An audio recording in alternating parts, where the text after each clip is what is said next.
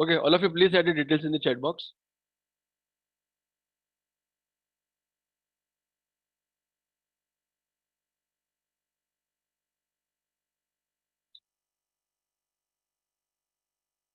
Okay, so in the first session, Vidit started with understanding of Vidit started with the introduction to worm.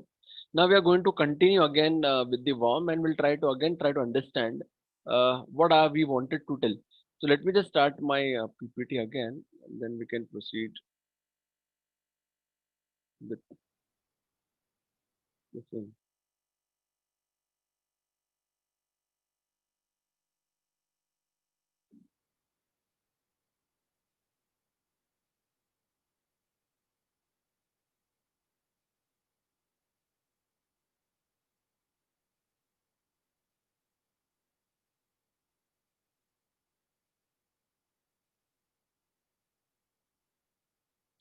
Yeah. So let us start with the worms. Now, worms are a computer program which is a standalone malware computer program that replicates itself in order to spread to other computers. So now we have seen that it is a type of a malware. I can see that it spreads copies of itself from computer to computer, right? So a worm can replicate itself without any human interaction. So when the creation comes of the WAM, what actually happens again here is I can say it is a subcategory of a virus where what actually happens is it replicates itself without any human intervention or the human interaction. And again, the way the virus requires itself to attach to a software program, worms does not need to attach itself to a software program in order to cause any damage, right? And here actually the difference lies with. So probably in the exam also, most of the time they normally ask you a question about what is the difference between a worms and a virus. So in the next slide we are going to see what are the various differences when we are going to speak about the virus and the worms. So that is what we are going to say. But then in this slide let us understand what the worms are. So when we say what is the difference, the primary difference between the virus and worms is that the virus needs to be triggered by the activation of their host. Okay, so to trigger a virus you need the activation of the host. Why? Whereas the worms are the stand-alone malicious program. When I say stand-alone malicious program means what I mean is they can self-replicate. It means they can self-replicate and they can propagate independently. Okay, so they have the ability to self-replicate and at the same time to propagate independently over the network. So as you can see in the second point that is in my slide, it says it often uses a computer network to spread itself, relying on the security failures on the target computer to access it. So it is often used, it often uses a computer network. This is what is an important here is. So it often uses a computer network to spread itself, right? So again, in short, worms are nothing but a standalone, I can say, malware program that replicates itself from computers to computers, and here it does not require any human interaction the way it used to have it in case of the viruses. And again, it does not attach itself to a software program to cause damage. It can propagate itself and self-replicate with the help of an internet or the computer network, right? And that is how the difference is that the virus and worms are nothing but that the viruses requires the triggering by activating the host, whereas the worms are standalone programs that do self-replicate. Now, since we have seen what are worms, in the next slide we are going to see what are the various differentiation between the viruses and the worms.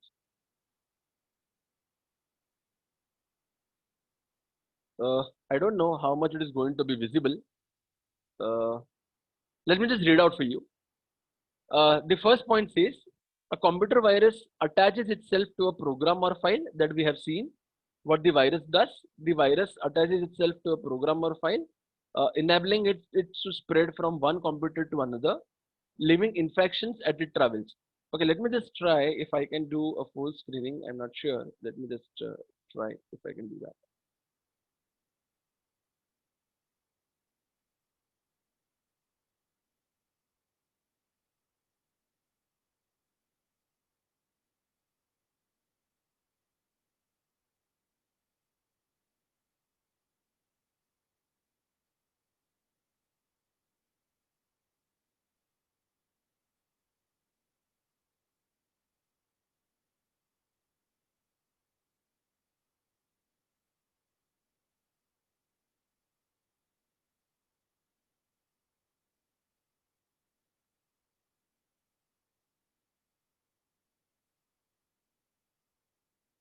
So I think it should be visible by now.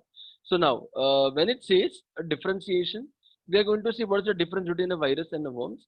I'll just make it more. It's more, I guess. Okay, I think it should be sufficient. Okay. So now coming back to the first point, the virus attach itself to a program or a file, enabling it to spread from one computer to another, leaving infections as it travels. So what it does, it attaches itself to a program and file that we have seen already in case of the viruses, and we've also seen that how it is attaching maybe at the start of the program or maybe surrounding a program, or it may be integrating into a program that we have seen already. A worms is similar to a virus by design and is considered to be a subclass of a virus. As I said, it can be said that it is considered to be a subclass of a virus, and it is similar to a virus by design, while the worms spread from computer to computer. I think first point is clear. Second differentiation says a computer virus is a small program written to alter the way a computer operates without the permission or the knowledge of the user. So what does this mean? Again, as we all know that it is a way in which it's try to affect the program that is written, and the way it is used to alter the file or the program without knowing or without the permission of the user. What happens in case of worms? The worms again is the same thing, but here it consumes too much of system memory, or I can say network bandwidth, causing web server, network server, and individual computers to stop responding. Right?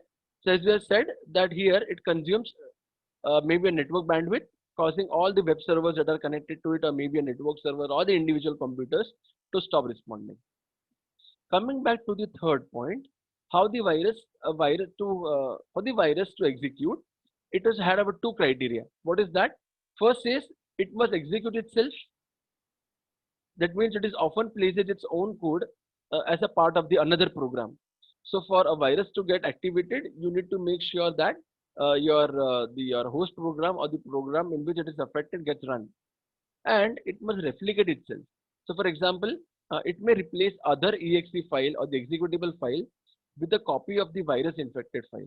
When in case of worms, what it is, to spread of the worms requires that there should be security vulnerability in the operating system, or you can say holes in the operating system security, so that it can download and install it, right? And as we said, that worms required the network configuration or the networking for it to travel.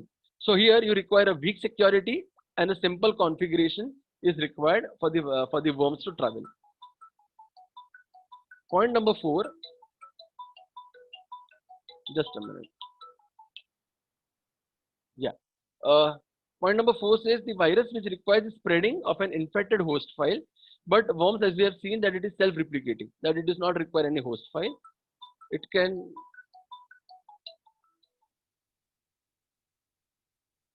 yeah. So yeah. So worms are self-replicating that spread is from system to system without any use of a host file, right? Uh, Fifth point says spread with uniform speed as programmed, while worms spread more rapidly, right? Because it is not depending on any of the host file to get executed. It directly gets attached to any attachment. You get it on an email or any file on the network. So spreading wise, worm spreads faster, while it requires the attachment of an email or the file in the network. These are the example of the viruses. You have I love you virus. Now this virus, if you search on the internet, I love you virus, you will find that it comes into the top 10 kind of a virus which is more dangerous. So if for further info, if you want to know about that virus, you can search on the internet. I love you virus, Melissa virus that we have discussed, how Melissa virus we have seen in case of a microvirus, and what it used to do. It used to send an email, and we have seen that in the previous slides about the Melissa virus. So these are the example of a viruses. When it comes to example of the worms, it is a blaster worm that has been kind of a worm that has been designed to tunnel into the system and allow malicious users to control the remotely. So now it is this differentiation is there in my slide. I would be sharing with you. So not a problem of it. So that you can have a look of it about what are the differentiation between a virus and the worms. But the main difference lies with how it spreads. When in case of virus, it requires the host file, it infects the host file, and then it spreads from one to another. While in case of the case of worms, it does not. It is not dependent on the host, right? It just spreads with the help of a network. right? So now once we are done with it, let us see an overview about let us see about an overview about what are the types of malicious we have learned so far. So we have started with the viruses, which we know, we have seen that it attaches itself to the program, and what it does, it propagates its copy uh, uh, of itself to other programs that we have already seen. Trojan horse is nothing but the unexpected additional functionality. What do we mean by it? We know that have it once it gets transferred to your machine, it does the work which has been intended by your attacker. The way attacker does, Trojan horse does that functions that we have seen. And we are also going to see how the Trojan horse can be more dangerful, probably in the next slide where we are going to see a zombie. The third one is the logic bomb. Logic bomb, as we have seen, that it's a kind of code. That code gets executed when any particular condition occurs. So we have seen that. Then we also know what is a time bomb. Time bomb is similar to a logic bomb, but the difference between a logic bomb and time bomb is that the logic bomb triggers when a condition is met, while in case of a time bomb, it triggers action when specific time occurs. So at that time, this malicious code is going to get activated. We have also seen a trapdoor. Now, in the trapdoor, we have seen that how it allows unauthorized access to a functionality that we have seen. That how it creates a backdoor for the attacker to gain an unauthorized access to a system. So that we have also have seen. Next, it's a worms. Now we have seen how worms is and how it propagates copies of itself through a network. Last one is the rabbit. I think rabbit is nothing that we have discussed. Now again, the rabbit is, you can say, it's the most dangerous kind of malicious code. And practically speaking, uh, I had faced with this malicious code which is called as a rabbit. I do not know if any one of you have ever had infected with a rabbit. Anyone who can just have an idea or often knows what is a rabbit? I think this word you might have not heard very frequently, but then it is again a type of a malicious code. Anyone who can just let me know. Now, obviously, the definition is written where it is a kind of a virus or it is a kind of a worms that replicate itself without limit to exhaust the resources. Now, this is what it is given on the slide. But then, if any one of you can explain or if you know what is a rabbit, or if your system or if your file was infected by a rabbit.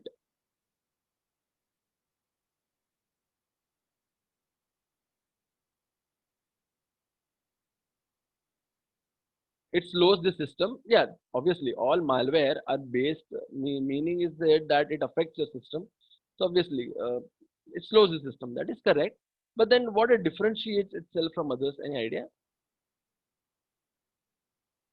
Sajad is correct. It slows the system. Yes. To be precise, it actually slows down the system. It very much slows down the system. That is true. But then, how it differentiates them?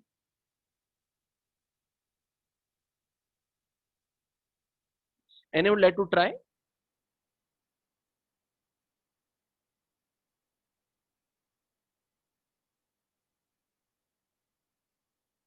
See, one thing I'd like to tell, we are learning a very interesting subject, which is an advanced system security. Now, it will be more interactive. It will be more, I can say, you will feel that this subject is very interesting, probably if you interact, right? If one or two interact, instead of that, if all of us interact, then at the end, we could know that what each of us think about this kind of an attack and what needs to be done and how interesting the subject can be, right? And I'm always interested in whatever subjects I take, it should be very interesting for everyone to understand. No problem. Okay, I'll tell you what is the rabbit is. Now, this is the kind of a malware. What actually happens, or a malicious code? What actually happens with this is it actually consumes your resources. Now, when I said exhaust your resources, it happened with Viva, with one of my pen drive probably. I had a pen drive. I have seen that. It was what happened was I did not had anything in my pen drive, and suddenly uh, it used to exhaust the pen drive. Now the pen drive was, if I'm not wrong, it happened probably 4 or 5 years back when I had a pen drive of 4 GB, and it was, I did not had anything on pen drive, but then initially it started consuming the resources. So after I transferred one of the file to a pen drive, what happened was it started consuming all the resources, and then it was showing that my pen drive was full. Obviously the file was which I transferred was less than an MB. So probably it was, I think if I'm not wrong, it was a 700 or 800 KB a file. But then it was showing that all the pen drive resources are been depleted, and I cannot transfer any of the next file. It was actually consuming all my, I can say, uh, which all my storage which was there in the pen drive. And what it does, it replicates itself continuously. It tries to create and it tries to replicate in such a way that it will exhaust all the resources, right? So if it tries to exert all your resources, you will not be able to use the resources. Now, if my pen drive shows full, even if there is nothing stored in my pen drive, or even if there is one or two files with less than an MB of a file in your pen drive, and still you cannot transfer any such other files in your pen drive, or maybe to any of the machine or something, then obviously it is actually exhausting your resources. And how it does? It does with the help of replicating itself, and that how it can be dangerous. So then I did not have any other option, but then I had formatted that pen drive, and then I had used it. So this is how a danger it can be. So this is again a kind of a malicious code where the main intention of it is used to limit or to exhaust the resources. Okay. So this is what all other types of malicious code that we have studied and we have make an understanding of it. In the exam, most of the time they ask you a question like explain a malicious code or explain a non-malicious code. Now, uh, when the question comes of explain the malicious code, these are all the types of malicious code you need to write it. Now, how much to write? It depends on you. If it's a 5 marks question, or probably if it's a description question, you know how it need to be written, right? If it's a 10 mark question, you would be writing in detail that I know. But then, if it's a 5 marks question, probably if it asks you for, then you're supposed to write it by giving an explanation the way I have written it in this slide. You can write 1 or 2 lines of each of the attack to make it understanding that you are aware about each and every type of the malicious code that you have. But then cover all types of malicious code and write 2 or 3 lines of each one of them, so that it depicts that you have covered everything which is there in the malicious codes. So if the malicious code is concerned, we have seen these are the various types of malicious code, that is virus, Trojan horse, logic bomb, time bomb, trapdoor, worms, and rabbits. Now the question comes, what if the question comes of non-malicious code? We have also seen what are the non-malicious code. If any one of you can just type it, what were the non-malicious code that we have seen so far, or if you can remember. I think you should remember, probably it is not a high time that we are here. Probably last week itself we have seen about a non-malicious code. But then if you can remember, what were the non-malicious code that we have discussed?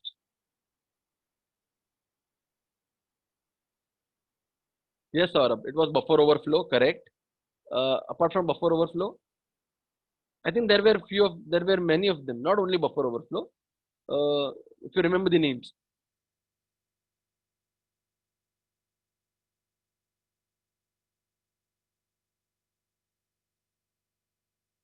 Yes, talk to. Yes, correct, correct. Time of check to time of use that we have seen. Very good. And there was one more, if you remember. Very well done, Saurabh. Very good. Okay, he has given two. If another has a chance to write type at least one, if they remember.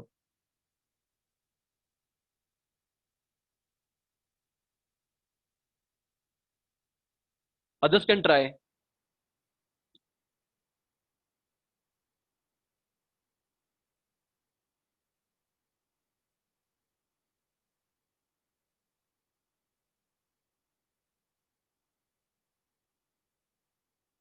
Okay. I'm not getting any inputs. Okay. Uh, I'll just tell you there was one more where we have seen in case of a non-malicious is concerned. We have seen incomplete mediation. The name was incomplete mediation, and in that we have seen how uh, your URL conveys the information. that we have seen, if you remember.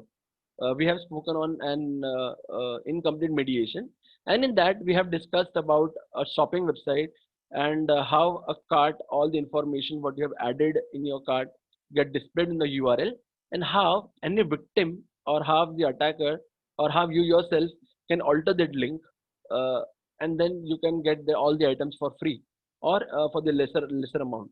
I hope you remember that was something that we have discussed on an incomplete mediation, right? So we have seen malicious code, and that is the malicious programming, non-malicious programming error, and the malicious code. Next slide, we are going to now understand with a new concept which is called as a zombie. Now, what is a zombie? Zombie, to be precise, it is a program that secretly takes over the another internet attached to computer, and um, it then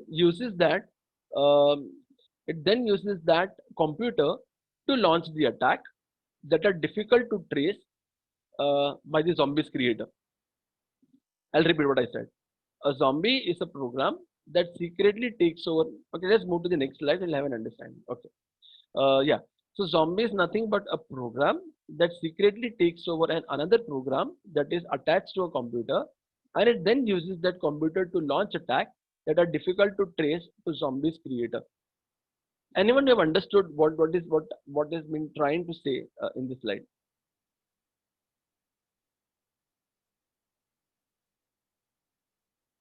The first point that is in the slide.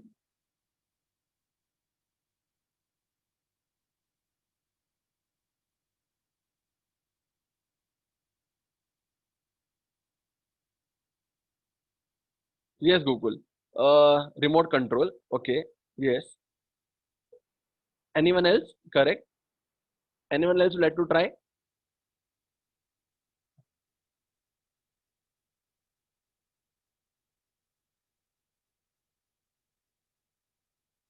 So, as Gokul also said, now what happens with zombies? It is a program. What happens is it takes over the another computer attached computer.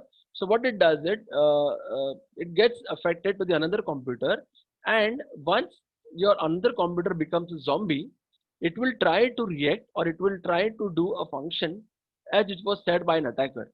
So, for example, to give a precise example of it, what happens is uh, that can be a program that can be saved. For example, let's say a Trojan horse, it can be a malware or Trojan horse that we have seen earlier. That if somehow, with the help of an email attachment, if I send a file and my victim has opened the file, as we all know, that once the Trojan horse gets downloaded or get transferred into the system, it resides into the system, and at initial stage, does not do any of the thing, or so that it gets detected. So it does not do any unusual things at initial stages. Now, what happens because of that is, now once the Trojan horse is been planted in your machine, in your system, what happens is, now you have turned as a zombie. Now, if you have written a program where you have made where you have made your victim to become a zombie of yours, it means to behave the way you want it. We call it as a zombie. So what you do is you write a Trojan, you send it to your victim. Your victim downloads it into his system, and now he is zombie. Now what you do with zombie? Now the compromised machine that has been affected with the Trojan will now behave the way the attacker wants him to do. Now, the one most serious damage it is that it is used in denial of service attack. Now, how it can be used as a denial of service attack? So, for example, if I am the attacker and I have uh, I have turned somehow um, able to transfer the Trojan to your machine and make you as a zombie. Now, what happens is if you might not be a single victim, I might have thousands of victims whom I have made a zombie, whom in whom machine the Trojan has been installed. And now what actually happens is, now as we all know, that Trojan then behaves what the attacker wants to make himself to do. So what I can do is, together we can launch an attack to one of the major victim, to make his server or make his system come down. And that is how the distributed denial of service attack works. So by making a use of multiple machines that are now a compromised machine, and together including all of them, we are attacking a victim, which we called it as we are using an attack which we call as a distributed denial of service attack. So we are making a use of multiple machines who are now a compromised machine, and together a compromised machine are making a launch of an attack to one of the web server or one of the victim, and for launching a distributed denial of service attack. So that is what we call it as a zombie. So that is how it can be more dangerous, right? So this was about the concept of a zombie. Okay. Now, once we have understood about the zombie, next slide we are going to see an attack which we called it as a salami attack. Now, what is salami attack? Now, salami attack means salami means slicing. So what happens with the help of a salami attack is, salami attack is something where the programmers slice off the money. Now, slicing of the money, what do I mean by it? It means you are taking part of a money. Now, how you are taking a part of a money? Let me just explain.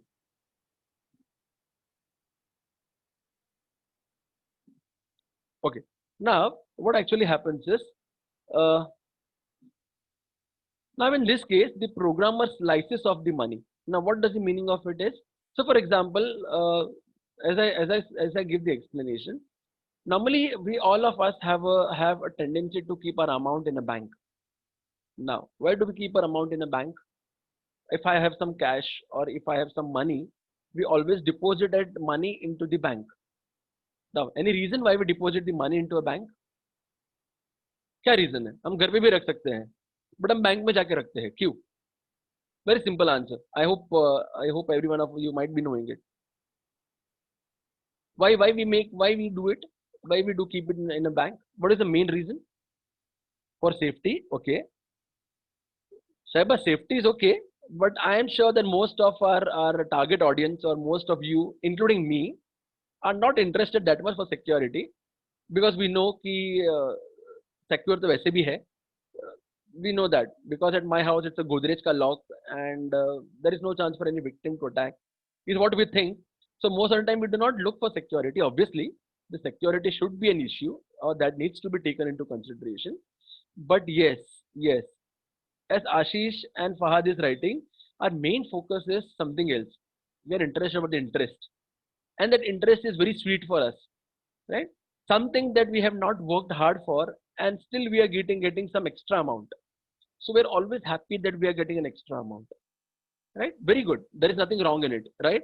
Because I am putting my money somewhere. Obviously, I need to get an interest of it.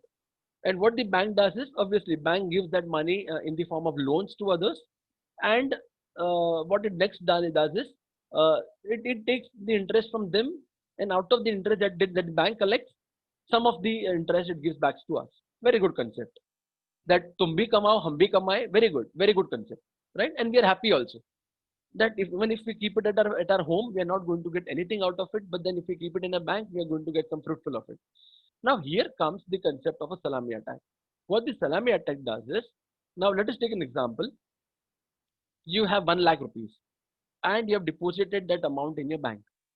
Now what the bank does, the bank calculates the interest annually. We have 4% interest, we have 6% interest on FD, we have 12% interest, whatever it may be. But currently we have very less interest. That is where we get it nowadays. That is maybe a 5% or 6% interest if you keep the amount for one year of time. Now, after 1 year of time, I do get an amount in the form of interest. Now, are we really taking care that it is the interest that what we are getting with? Now, most of us are least concerned. We know that interest do comes in our bank, but we do not calculate whether the amount that was been there in my bank for an year. So, for example, if it's FD, we'll come to know what is the amount. But probably if there is a normal account or a savings account where we have put the amount into, we are least concerned about what is the interest that is being calculated. We want the interest, and even we know that interest is getting calculated, but we might not be that much into that how much the interest is calculated. Is the bank is calculating the interest correctly, or if something wrong is happening? Just think, if if if you have kept in 1 lakh rupees, and let us assume that that if it's a 10% interest per annum, then even if it's a 10% interest, you should get 10% of 1 lakh. Just a minute.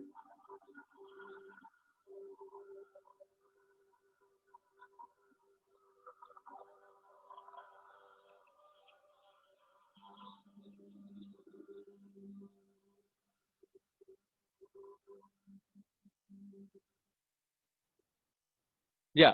So I was saying, you used to get 10% out of it. Say 10,000 you're supposed to get as an interest. Now, if you get lesser than that, maybe probably say lesser than that, maybe say 9999, we will not ever think that where is that 1 rupee gone. And even if we come to know, we are not going to go to the bank and we are going to fight against it. ठीक है, 1 रुपए में क्या होगा? We will not think about it. Now, just assume that if I'm taking 1 rupee of everyone from everyone's account, how much rich I'm going to be. And that is what is the concept of salami attack. Now, I had talked about that 1 rupee, but just uh, just think about that, if even a slicer of that, if whatever the interest has been calculated, if I take some part of it, maybe say 50 paisa. Now that 50 paisa or 10 paisa or anything after the decimal point, if my interest is 9999.99, I'm not interested of what is the 99 paisa, 99 paisa where it has gone into. And that is how the attack can come into picture, right? Just a minute.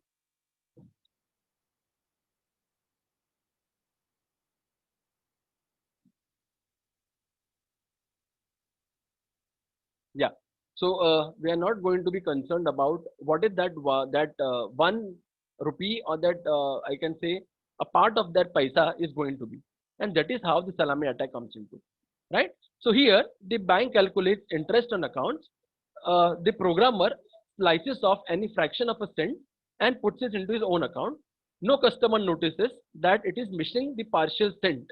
So if it's a dollar and a cent, obviously a rupee or a paisa, no customer is going to notice where that paisa has gone into. Now, if somehow if I try to take that paisa from everyone's account, the bank will never notice, nor any customer is going to raise any complaint, and over a time, the programmer can be have a lot of money, and that is how the concept of salami attack is. Salami attack means taking a slice of a money and then using it to gain your own interest. So at the initial stage, it might look that it is very small in amount, but at some point of time, it becomes so high that a person can become a millionaire, even if he tries to transfer the some cents on some paisa, even from one's victim's account to his own account. If there are lakhs of customers taking even a 1 paisa of each and everyone's account, then still I will be having a lot of amount. So that is what the concept of salami attack is, right? Now, since we have done with this, we are going to understand the next attack, which we call it as a linearization attack. Now, let us see that.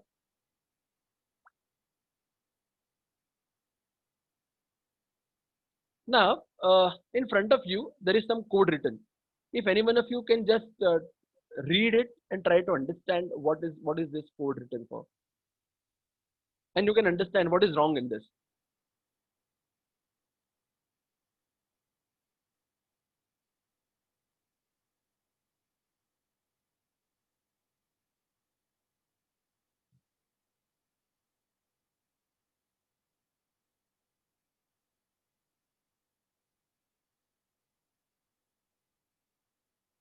Just look at the code and just try to figure it out.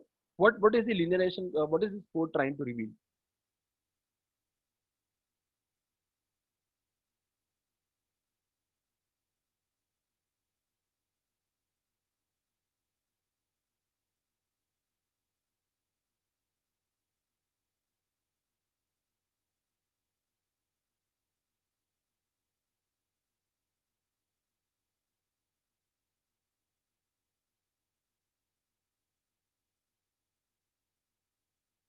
Anyone who can make out anything out of it?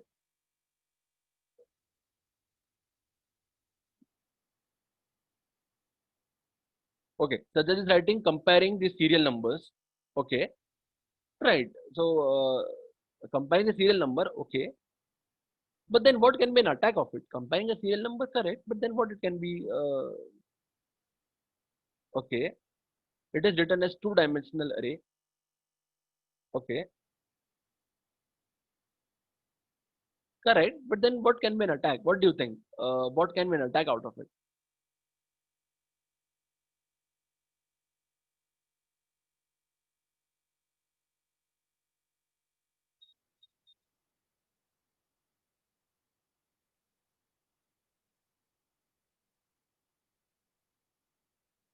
Okay, I think we have 2 minutes of left. 2 minutes left for this, so we'll not be able to complete here. We'll stop it here. Next time we are going to meet. We are going to discuss on the linearization attack in detail. But in short, I would like to give a hint that it is a technique actually of retrieving a secret message without having using a key. You can see there is a serial number. Now, it is a technique to retrieve that secret message, that is serial number, without having the key. Now, without knowing the key, I can still reveal the secret message. So, I'm just given a hint, but then how it is going to be and how it actually reveals the secret message without knowing the key is what is a linearization attack, and that is what we are going to see next time. We have probably 1 minute left. Those who have not entered the details, please do it. Please write your join number, your name, and the rule number in the chat box. Please make a note of it. Those who have not entered the details, please do it. Right? Write a UIN number, your name, and the rule number. We'll meet again tomorrow where we are going to discuss on a linearization attack.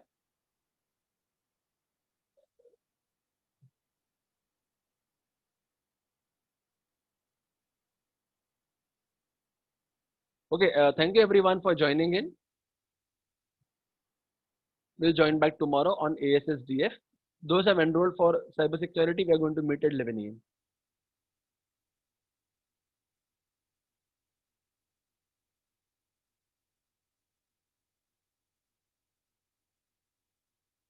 Yeah, Ashish, no problem.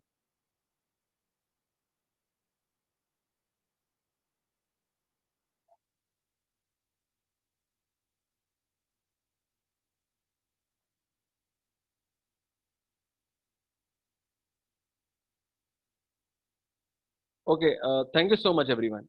Yeah, thank you, Ashish. Yeah, thank you.